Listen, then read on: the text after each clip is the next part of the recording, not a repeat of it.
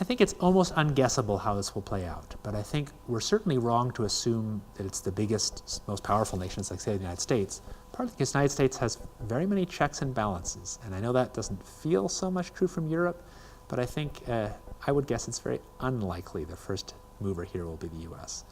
It could be a state that's much more of a unitary power like China, but I think it's also very possible that it's some coalition of weaker states.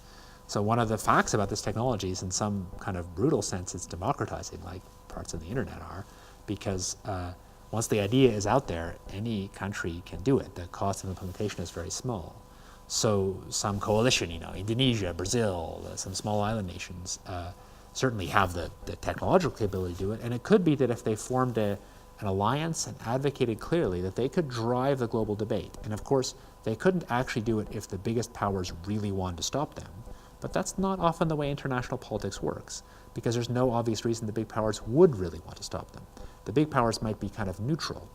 And it could be that, in fact, a coalition of smaller powers that were most affected by climate impacts could drive this forward. Whether that's a good idea or not, there's no objective answer. But I think it's at least equally plausible to the idea that it's just a couple of big countries.